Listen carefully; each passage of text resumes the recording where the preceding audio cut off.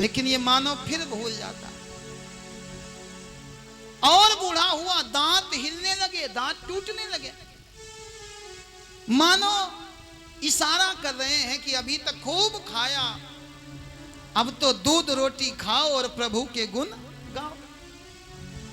लेकिन आज हम अपने बुढ़ापे को आता हुआ देख करके भी ध्यान नहीं देते।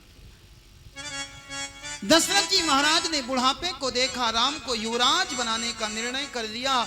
गुरुदेव भगवान के पास में पहुंच गए और गुरुदेव से पूछ लिया, महाराज हम राम को राज तिलक करना चाहते हैं, राम को युवराज बनाना चाहते हैं, आप हमें मुहूर्त बता दो। गुरुजी ने कहा जो शुभ काम होते हैं उनमें मुहूर्त देखा जाता, लेकिन एक मुहूर्त सबसे बढ़िया है। आप कोई भी काम करने चलो तो मुहूर्त देखो, लेकिन हमारे यहां एक सूत्र मिलता है, कोई मुहूर्त ना हो, आपको काम करना हो तो बोले तदेव लग्नम सुदिनम तदेव। उस दिन से बढ़िया, उस लग्न से बढ़िया कुछ है नहीं। कौन सी? तारा बलम चंद्र बलम तदेव, विद्या बलम दैव बलम तदेव। सारे के सारे ग्रह अनुकूल हो जाते हैं, दिन शुद्ध हो जाता, लग्न शुद्ध हो जाती। किस दिन? बोले लक्ष्मी पते द्रेयुगम स्मराम। जिस समय लक्ष्मी नारायण भगवान का ध्यान कर लो, उसी समय सारा मुहूर्त शुभ हो जाता। और गुरुदेव ने भी यही कहा, बेगी विलंबु न करी नृप। महाराज अगर कोई अच्छा विचार मन में आ जाए तो उसमें विलंब न करना चाहिए। साजिय सबुई समाज। और आप पूछ रहे हो मुहूर्त, तो सुदिन सुमंगल तब ही जब राम हो ही जुबराज। जिस दिन राम राजा बनेंगे उससे बढ़िया कोई मुहूर्त नहीं है। और राजा दशरथ के जीवन की एक गलती, इन्होंने कहा ठीक है गुरुजी, हम राजा युवराज पद राम जी को कल प्रदान कर देंगे। लौट करके महल में आए, सबको सुनाया, मंत्रियों को सुनाया। मंत्री बहुत प्रसन्न है, पूरे अयोध्या में हर्ष का वातावरण हो गया। सारे के सारे लोग भगवान को मनाने लगे। जैसे कोई अपना व्यक्ति हो ना, और अपना व्यक्ति किसी सरकारी नौकरी का इंटरव्यू देने जाए तो सारे रिश्तेदार मनौती मान लेते हैं। ऐसे ही राम युवराज बनने वाले हैं तो सब प्रसन्न हैं। विप्र साधु सुर पूजत राजा, करत राम हित मंगल काजा। सब प्रसन्न हो रहे हैं, राम जी के युवराज बनने की तैयारियां होने लगी। ये बात मंथरा को पता लग गई। ये मंथरा के पास में जब ये समाचार पहुंचा, मंथरा को बड़ा कष्ट हुआ। मंथरा को भी कष्ट हुआ, और ये समाचार जब मेरे राम जी को पता लगा तो राम जी को भी कष्ट हुआ। किसी ने कहा राम जी को कष्ट हुआ? बोले हाँ। रामचरितमानस में राम जी स्पष्ट कहते हैं, जन्मे एक संग सब भाई, संग संग सब भया उछाह। हम लोग एक साथ जन्मे, एक साथ गुरु जी के यहाँ गए, एक साथ विद्या अध्ययन किया, एक साथ यज्ञोपवीत हुआ, और तो और हम चारों भाइयों का विवाह भी एक साथ हुआ। लेकिन छोटे को छोड़ करके बड़े का अभिषेक हो जाए, राम जी बोले ये बात ठीक नहीं है।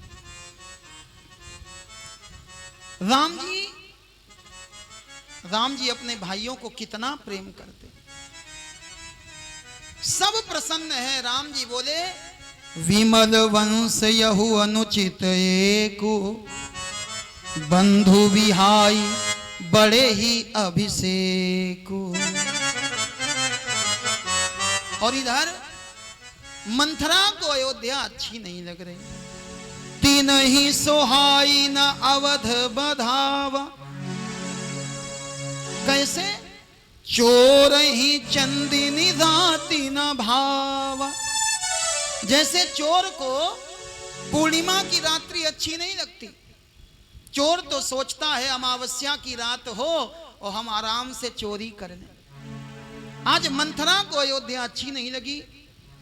सारे के सारे देवता भी परेशान हैं।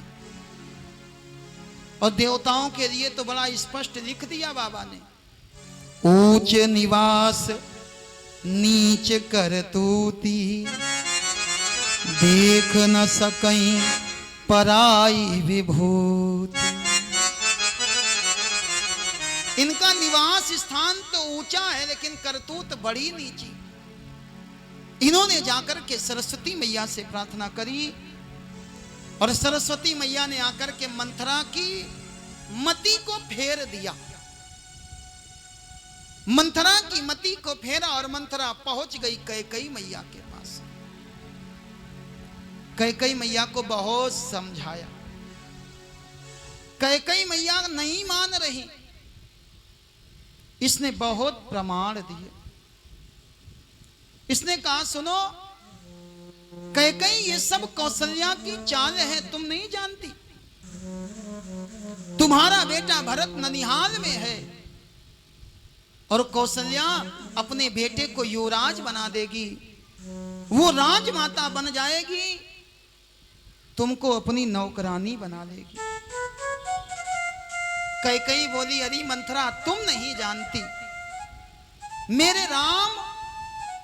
मेरे राम कौशल्या से ज्यादा प्रेम कैकेयी को करते। मंथरा ने कहा ठीक है, नहीं मानना तो नहीं मानो। क्यों? क्योंकि को नृप हो, कोई राजा बने, हमारा क्या नुकसान। हम तो दासी हैं, दासी ही रहेंगे। लेकिन हां अपना समझ लेना, कैकेयी को आज मंथरा की बातें अच्छी तो नहीं लग रही, लेकिन कभी कभी ऐसा होता है कि कोई व्यक्ति इतनी बार वही बात कहता है कि ना चाहते हुए भी वो बात हमको समझ में आने लगती। और मंथरा की बात कैकेयी को समझ में आ गई। इसका एक कारण और भी है। मंथरा की बुद्धि कौन फेर के गया? बोले सरस्वती मैया। जिसकी बुद्धि सरस्वती ने फेर दी फिर तो वो किसी की भी बुद्धि फेर सकती। मंथरा की बातों को सुना है। कैकेयी कहने लगी क्या करे? मंथरा बोली दो वरदान पुराने वाले मांग लेना। मंथरा ने पढ़ा दिया और मंथरा कैकेयी की मति को भ्रमित करके वहां से चली गई।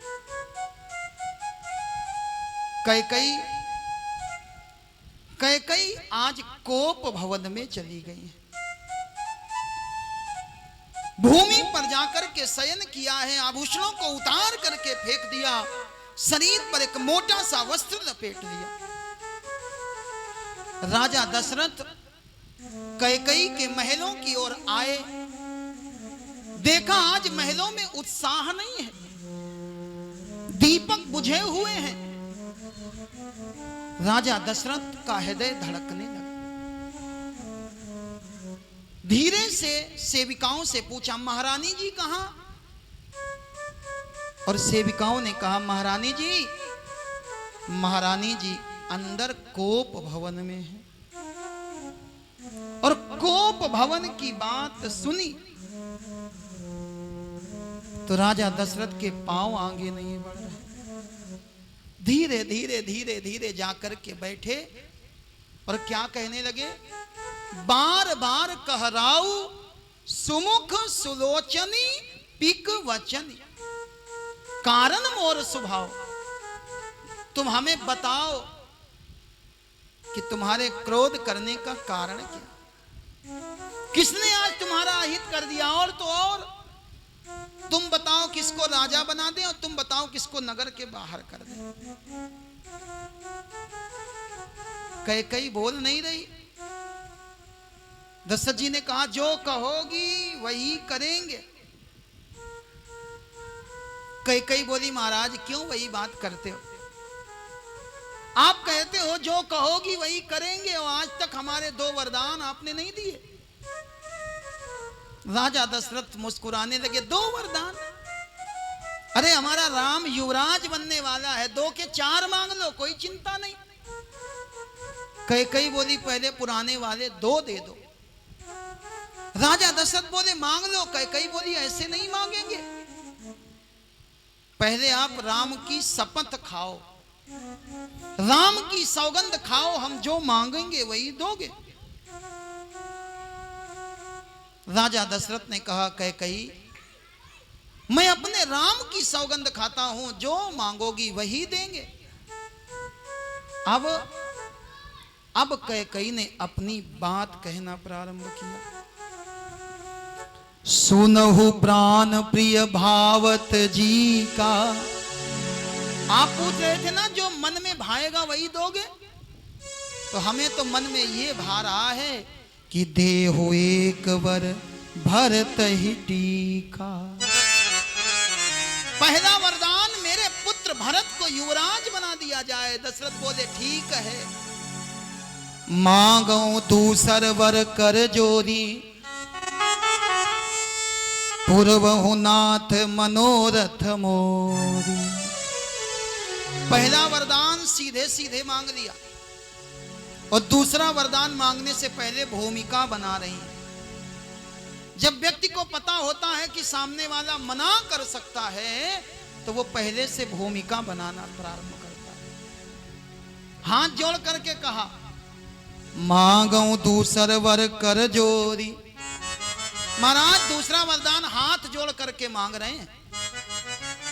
राजा दशरथ ने कहा मांगो, क्या मांगना है?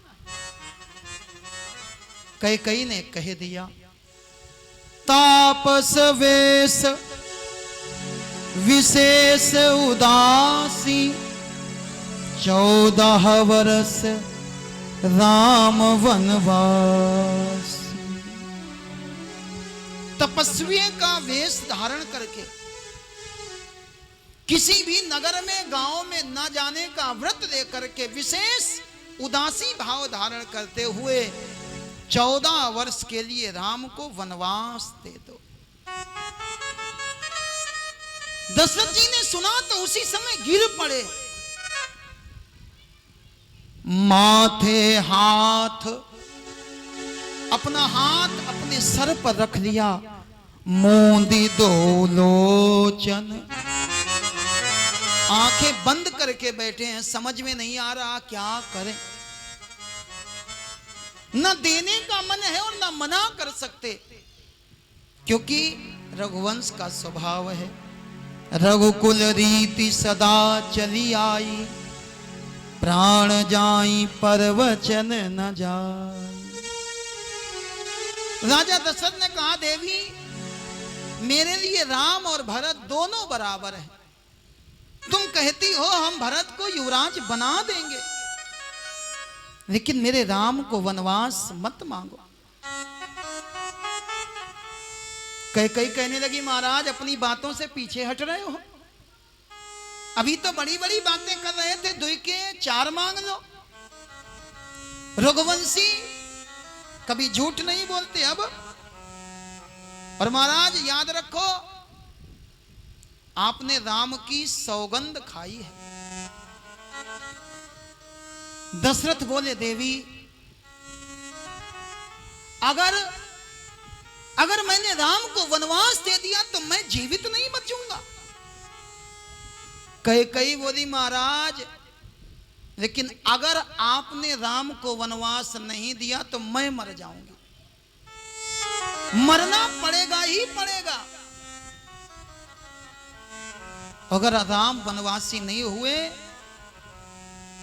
तो मैं मर जाऊंगी और आपके सर पर पाप लगेगा। मोर मरण राउर अजस, आपका अपयश फैल जाएगा। राजा दशरथ कुछ कह नहीं पा रहे हैं। कंठ सूख मुख आव न बानी, गला सूख गया है, मुख से शब्द नहीं निकल रहे। दुई की होई एक संग भुआलू, हसब ठठाए फुलायब गालू। महाराज दशरथ को समझ में नहीं आ रहा, क्या करें क्या करें। जीवन में जो पत्नी होती है ना, अगर पत्नी चाहे तो पति का सर गर्व से ऊंचा कर दे, और पत्नी चाहे तो पति का सर शर्म से नीचा कर दे। एक सेठ जी थे और एक सेठानी थी। सेठानी ने सेठ जी से कुछ मांग करी। मानो सेठानी ने कहा होगा, सेठ जी दिवाली आ रही है, इस बार 4 तोला की जंजीर बनवाएंगे। सेठ जी ने मना कर दिया। सेठानी बोली, समझ जाओ, अगर हम चाहें तो आपकी बनी बनाई इज्जत मिट्टी में मिला सकते हैं। सेठ जी ने कहा, तुम रहती घर में, हम रहते बाजार में। अरे तुम किससे कहने जाओगी, हमारी इज्जत कैसे मिटाओगी। सेठानी बोली, हम घर के घर में रहेंगे और आपकी नाक कटवा देंगे। सेठ जी बोले, कैसे कटवाओगी। सेठानी बोली, चिंता ना करो, समय आएगा तो दिखा देंगे। कई दिन बीत गए। एक दिन रविवार के दिन छुट्टी थी। सेठ जी ने अपने मित्रों को अपने घर भोजन करने के लिए बुलाया। सेठानी ने भोजन बनाया। सेठ अपने मित्रों के साथ बाहर कमरे में बैठे थे। अचानक अंदर से सेठ जी के बच्चे के रोने की आवाज आई। बाहर बैठे हुए सेठ जी ने पूछ लिया, सेठानी बच्चा क्यों रोता है। सेठानी बोली, सेठ जी बच्चा खिचड़ी मांग रहा है, और अगर हमने खिचड़ी इसको खिला दी तो फिर आपके मित्रों को क्या खिलाएंगे। जितने मित्र थे धीरे धीरे करके चले गए। मित्रों ने सोचा, इनके पास इतनी खिचड़ी नहीं कि ये बच्चे को खिला पाए और हमको खिला पाए। सेठ जी की नाक कट गई।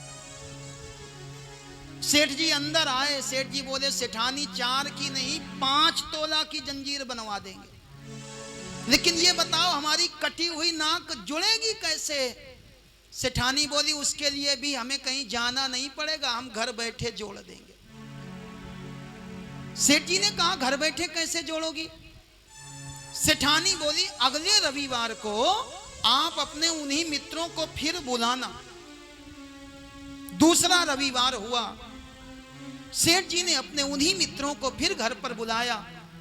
सेठानी अंदर थी, सेठ जी बाहर वाले कमरे में थे।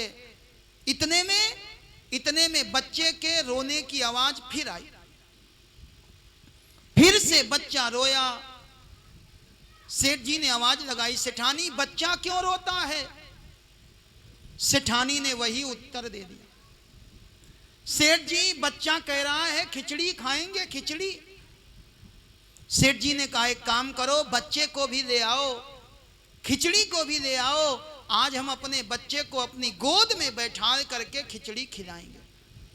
सेठानी ने बच्चे को लाकर के सेठ जी की गोद में बैठा दिया, और जब खिचड़ी की थाल लेकर के आई तो वो खिचड़ी दाल चावल की नहीं थी, वो खिचड़ी काजू बादाम की बनी हुई थी। लोगों ने कहा, जिनके घर की खिचड़ी काजू बादाम की बनती होगी उन सेठ जी की नाक कितनी बड़ी होगी। अगर पत्नी चाहे तो पति का सर गर्व से ऊंचा कर दे, और पत्नी चाहे तो पति का सर शर्म से नीचा कर दे। आज पत्नी ने कैकेयी ने महाराज दशरथ की ये स्थिति कर दी। राजा दशरथ कैकेयी के महलों में पड़े हुए हैं, होश नहीं है। सुमंत जी को लगा महाराज दशरथ तो एक प्रहर पहले ही उठ जाते थे, सूर्योदय से एक प्रहर पहले ही महाराज उठ जाते थे, और आज बहुत देर हो गई। सुमंत जी गए हैं जगाने के लिए, और सुमंत जी जिस समय जगाने के लिए गए, देखा दशरथ जी की स्थिति बड़ी विचित्र है, कुछ बोल नहीं पा रहे। कैकेयी ने कहा, जाओ जाकर के राम को भेज दो। सुमंत जी राम जी को लेने के लिए गए हैं। सुमंत जी के कहने पर राम जी आए, और राम जी जिस समय पहुंचे हैं कैकेयी के महलों में, पिताजी की स्थिति को देखा राम ने पूछ लिया, मां क्या होगा? कैकेयी ने कहा, बेटा बात कुछ नहीं है, आपके पिताजी ने हमको 2 वरदान देने के लिए कहा था, आज वही दोनों वरदान हमने मांग लिए, इस कारण इनकी ये स्थिति है। राम जी मन में प्रसन्न है। मन मुस्काई भानुकुल भानु, राम सहज आनंद निधानु। राम जी आनंद के निधान हैं। राम जी को कोई दुख नहीं हुआ, राम जी को राज्य मिलने का कोई सुख नहीं था, और राम जी को वनवास मिलने का कोई दुख नहीं हुआ। बीच में भरने वाले लोग हर समय होते हैं। किसी ने आकर के कहा, राम आपके पिताजी ने आपके साथ ठीक नहीं किया, आपको अयोध्या का राज्य दे रहे थे और आपको वनवासी बना दिया।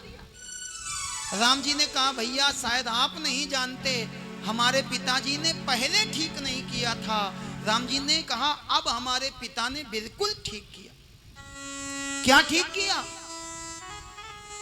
बोले, पहले पिताजी हमको अयोध्या का राजा बना रहे थे, और हम बड़े भाई हैं ना, और अयोध्या है छोटी, बड़े को बड़ा मिलना चाहिए, छोटे को छोटा मिलना चाहिए, तो छोटे भरत को अयोध्या दे दी और हमें पिता दीन मोहिकानन राजू, पिताजी ने हमको तो जंगल का राजा बना करके भेजा। राम जी हर स्थिति में प्रसन्न रहने वाले, आज राम जी मुनियों का वेश धारण करके अयोध्या को छोड़ करके जाने के लिए तैयार होना चाहते हैं। लक्ष्मण भैया को पता लगा, सीता मैया को पता लगा, लक्ष्मण भैया आकर के चरणों पर लेट गए, हम भी आपके साथ चलेंगे। राम जी ने बहुत समझाया, लक्ष्मण भैया नहीं माने। राम जी ने कहा, एक काम करो, जाओ और जाकर के अपनी मैया सुमित्रा से पूछ करके आओ। लक्ष्मण जी सुमित्रा जी के पास में गए, और सुमित्रा जी के पास में जिस समय लक्ष्मण भैया गए हैं, लक्ष्मण भैया ने कहा, मां मैं अपने बड़े भैया राम के साथ वन जाऊं? धन्य हो मां सुमित्रा। सुमित्रा कहती, धोखे में हो क्या? तुम्हारी मां मैं नहीं हूं, पिता तुम्हारे राम हैं और मां तुम्हारी जानकी है। राम और सीता ही तुम्हारे माता पिता हैं, उनकी सेवा के लिए सदैव जाओ। और लक्ष्मण, हमको लगता है तुम्हारे भाग्य से ही राम वन को जा रहे हैं, क्योंकि राम यहां रहते तो बहुत लोग सेवा करते, तुम्हारे भाग राम बन जाए। सीता मैया चलना चाहती हैं, राम जी ने समझाया, कौशल्या जी ने समझाया। कौशल्या जी ने कह दिया, सीता जंगल में बड़े बड़े हिंसक जानवर मिलेंगे, और तुम्हारी स्थिति, सीता जी की स्थिति यह थी कि अगर सीता जी कभी किसी बंदर की फोटो भी देख लेती थी, चित्र लिखे कपि देख डराती, बंदर की फोटो देख करके भी सीता जी डर जाती थी। कौशल्या ने कहा, जंगल में बड़े बड़े हिंसक जानवर मिलेंगे। सीता जी मानने को तैयार नहीं, और इसका प्रमाण क्या है कि चित्र लिखे बंदर को देख करके डर जाती थी? इसका प्रमाण मिलता है सुंदर कांड में। जिस समय हनुमान जी महाराज सीता जी के सामने गए, तो सीता जी पीठ घुमा करके बैठ गई। हनुमान जी को देखा और सीता जी पीठ घुमा करके बैठ गई। आज सीता जी रुकने को तैयार नहीं हुई। राम जी ने कहा, यहीं रहो। सीता बोली, महाराज स्त्री और पुरुष का, पति और पत्नी का संबंध क्या है पता है? सीता जी प्रमाण देने लगी।